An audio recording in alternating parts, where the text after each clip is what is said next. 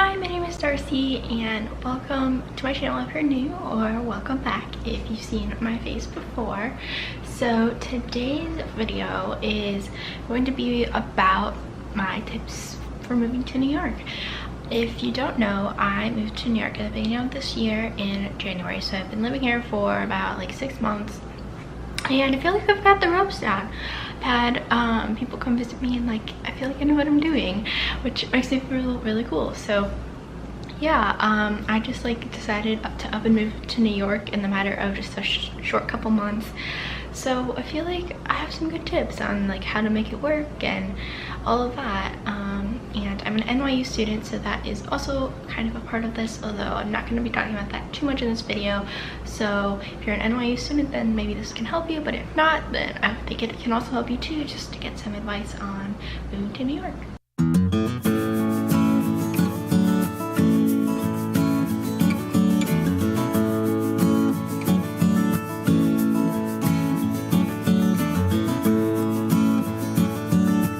First off is housing. Housing can be quite a big thing here just because the housing is expensive and there's a lot of people staying here.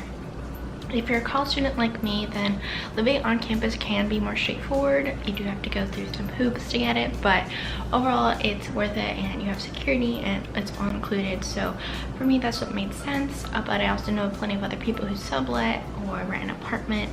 So I would just say know what you're doing when you come in. Don't just like show up in New York. I mean, I feel like that's probably common sense, but I think just like knowing that it can be kind of stressful to find housing here is important, so make sure you have a plan set in place and you are taking the time to do what you need to do. If you know you're going to be moving to New York or you just have moved here, I would say save your money is a big thing because a lot of things can be on the pricier side here. The standard of living, the cost for living is higher here.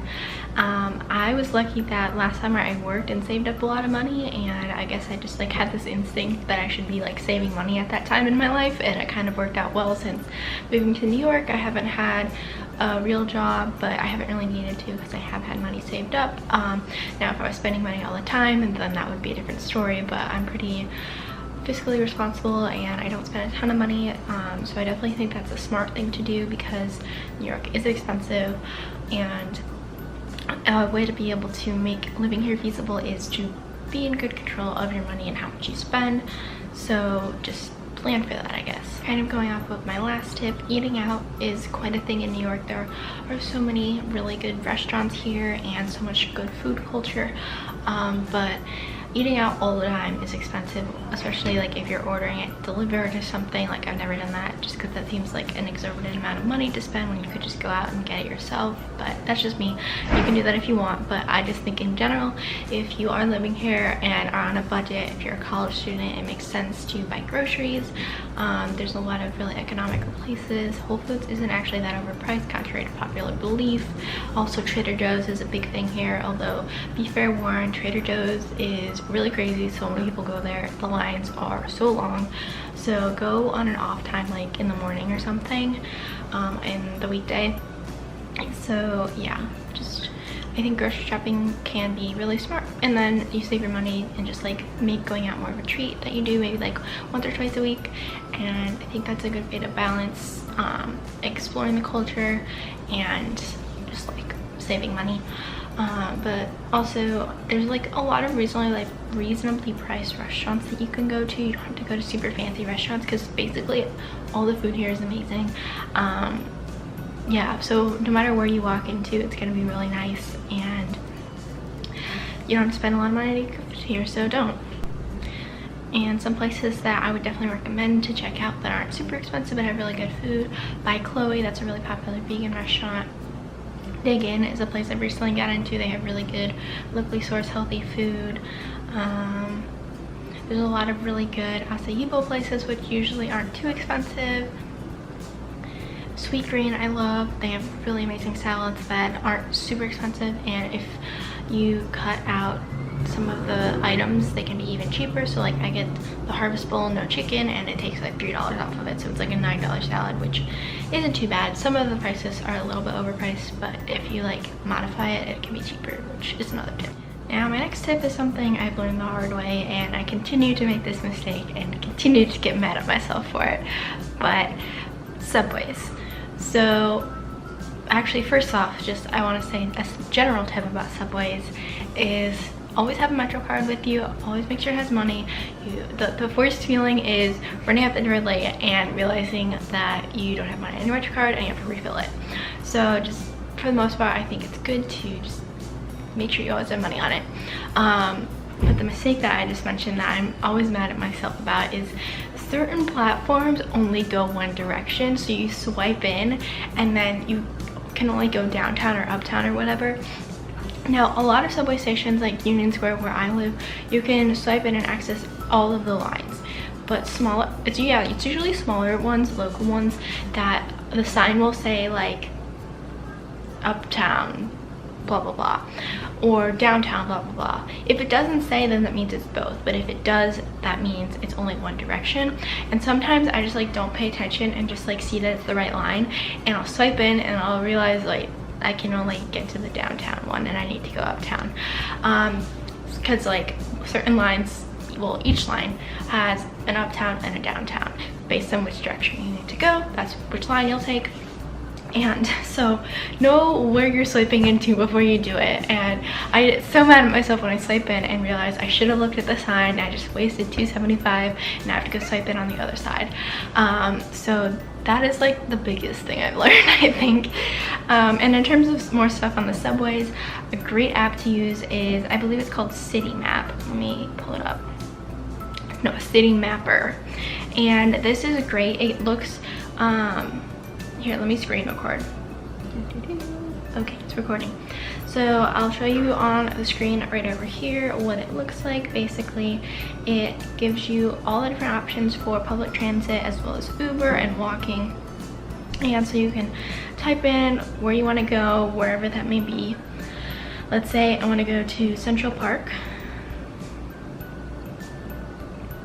And I'll go to the south side. So then you just hit the go button and it'll give you all these different options for walking, how long it will take, biking, Uber, Lyft, all the different subway options, also bus options, rain options. It is amazing. Usually I use it for the subway just to see whatever is the fastest route, because there are so many subway lines and I don't know them all. But yeah, this is a great app and I'm pretty sure it's free. I don't think I spent any money on it. So if you are moving to New York, you need to get this app and it'll help you learn so much, because now I don't always need to use it. If I like am going to someplace I go a lot, then I won't necessarily use it, but in general I think I still use it even though I've been living here for several months, just because there are a lot of subway lines. So it's a great way, and it also will tell you it'll also tell you like when trains are due. So like sometimes if you're like on a platform and it seems like a train should be coming and there's not a screen telling you when the next train is due, you can look on the app and like maybe it's like running late or something, and you can just tell, just because it's like usually trains are at like, I would say like 3-minute intervals during the week. But I've been in situations where it's like 15 minutes for the next one, so you just like, that way you know you're waiting kind of thing. So that makes you feel better. Or if you're like running out the door, you can see like, okay, I need to get there in 1 minute to get the next train, or like I have 5 minutes to the next train, so I might as well take my time. So yeah, that's such a great app. Highly recommend. A big misconception about New York that I think you should know if you're even considering moving to New York is that not everywhere is super busy. Not everywhere is like Times Square. If you've been to Times Square, then you probably felt overwhelmed by the amount of people. I know I get overwhelmed by the amount of people there, because it's just everywhere there's people and like they're all moving and it's just such a mess. There's so much there. There's so much to look at with all the screens, and that's just such an overrated place in my opinion. That's not what New York is. Most places that are like more residential, just like normal areas of New York, the different villages and boroughs and stuff, like they're not like that. So don't think living here means you have to be constantly surrounded by people. There are a lot of people, don't get me wrong. You have to wait in line, you have to, you know, see lots of people out on the street, but it's not like the insane amount of people that you're surrounded with at Times Square. So don't think of living in New York is like being a tourist, because it's not the same thing. You can do tourist things if you live here, but like you're not gonna be, I don't know, in Times Square all the time. So don't worry about that. This next tip is like probably gonna sound really stupid, but I wish more people knew this, and I wish I had known this for a while too, which is that there are so many construction zones in New York, and a lot of times sidewalks will be like blocked off kind of, and like you have to like go a certain way, and there'll be like weird turns or something because of construction, and almost always there'll be a little mirror in the corner that will allow you to look around the corner. And it took me such a long time to realize this, and so sometimes I would like almost run into people because I couldn't see around the bend. So now that I know that that is there, because one day I just noticed it, I was like, I really wish I had known that. So here's my advice to you: look at the mirror thing so you don't run into people, because there's a lot of people in New York. So I would definitely recommend taking the subway most of the time. You can get almost anywhere you need to go, but there are a few places that you can't as easily get to by the subway, and a big one is LaGuardia Airport. That's the only one I've really flown out of here, so I can't really speak to the other two. But in terms of getting to LaGuardia, I always Uber or take a taxi, and I've noticed that there are different times you should use each. So for Uber, it's based on demand, and because there's a lot of people in New York, demand can shift and be really expensive, or if not a lot of people are using it, it can be pretty cheap, reasonably priced, and less than a taxi. But taxis are metered, so it's always pretty standardized like how much it's going to cost. So I know for me it's usually like $40 to $50 to get to the airport. So I'll look at Uber and see what my price is, and if it's less than that, I'll take Uber, and if it's more than that, I won't. Now I'm talking like I've seen it in like the hundreds of dollars, and so if it's that much, because sometimes there's just a lot of demand. One time I had to go to the airport when it was pouring rain, so all of a sudden so many people wanted the Ubers, and so I took a taxi instead because I was like, I'm not paying that. So just like know the difference between the two, I guess, and know when to use each. And also I've been in a situation where I took a taxi somewhere and I got out and I didn't know where I was going because I'd never been there before. So he dropped me off, and then I realized I was in the wrong place, and I was in Queens, and so there weren't like a ton of different taxis everywhere because it was much more residential. So that was actually the first time I used Uber, because Uber, you can put in where to pick you up, and or like it can see where you are to pick you up, and then you can put in your direct like location for where you want to be dropped off, basically. And so I find that can be helpful if it's a little bit more nuanced where you're going, as opposed to just like a pretty known location, because for taxi drivers, like they know the big locations, but in that instance, like it was like a community college, and so like I think he just like messed up which one it was. So yeah, just like know when to use each one and you'll figure it out. But those are my tips for you, is like look at the pricing, and if it's like super high demand, then go with taxi, and if you need like a specific location, go with Uber. And last but not least is there are so many free things to do here. You don't need to spend a lot of money to have fun. What I mean by that is there are so many free parks that are great. There are parks everywhere. Well, maybe not everywhere, but there's a lot of parks, and like Central Park, I live in Union Square, Washington Square, like there's just so many options. And there are also a lot of other free things to do, like sites to see, like Brooklyn Bridge, and going on ferries can be great, and so many different things.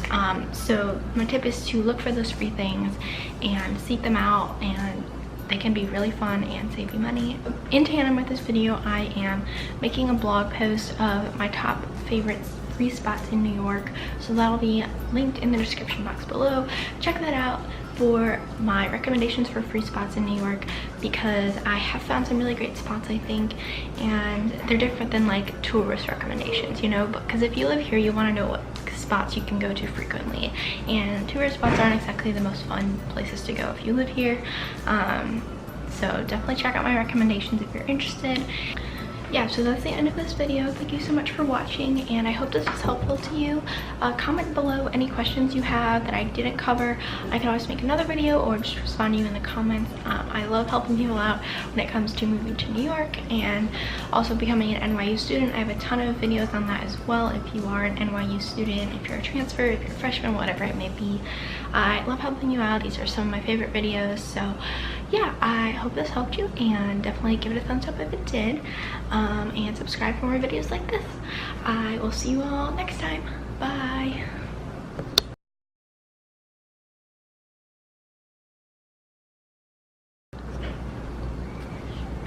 So I would say check out my blog post, because blah, blah, blah, blah.